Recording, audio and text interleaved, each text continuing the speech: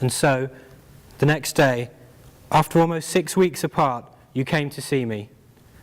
For the first time since my accident, I made a real effort with my appearance. I didn't just want to look presentable. If possible, I wanted to look attractive again. My skin was paler, and my hair less lustrous than it had been, as I'd first placed a silver tiara on it to dance as Giselle. When I brushed the smallest amount of rouge on my cheeks, the result was a little startling. My cheekbones were more accentuated than ever. I could feel myself becoming uptight, but the tension was quickly dispelled when I looked behind me to see Grace laughing in the doorway.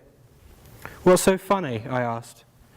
"I just find it hilarious that you have to make so much effort. He is just a man, Yelena." I looked at her as if she was mad. Still chuckling, she stepped into my room. "However much of a catch he might be, he is still just a man, and he can't have much money. He's a writer, for God's sake. And I find it very improbable that he is even half as good looking as you. I think it must be the Eastern European diet that has made you so trim. I'm sure if I had been brought up in Ukraine, then I would have a figure just like yours." And then she did a little dance, until I reluctantly cracked a smile. When it was time, I pulled my black trench coat around me and made my way on crutches outside. To my surprise, you were already stood at the gates, nervously waiting for me to appear. There you were, your essence burning perceptibly behind your eyes as you approached me. The second before we made contact, you smiled, then hugged me and kissed my cheek.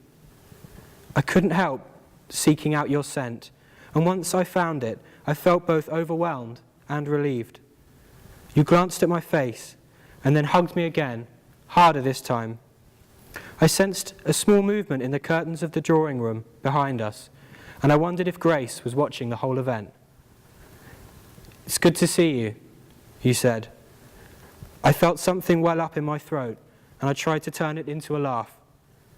You held me at arm's length. At first, your look seemed one of pride, and I was reminded of how handsome you were. Then the pride turned into something softer, a look that I had not seen since the last time I had lain in your sheets. "Let's walk," you said, looking up at the windows. You waved. I turned to see Grace waving back at you, shamelessly. There was, inevitably, silence as we walked towards the rose garden, as if both of us were considering the next step on our convoluted and private path through all that had happened between us.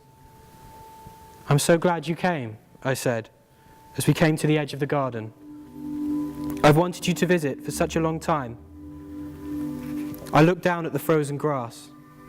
"I know, but Dr. Ibarra said—" "I know." You tried to smile. "I want you to know how sorry I am, Noah, for—" You shook your head. "From now on, you must look after yourself. I mean, really look after yourself." "You can help me," I said. You looked back at the grass. "I hope so. I mean, of course I will." "Can you walk okay?"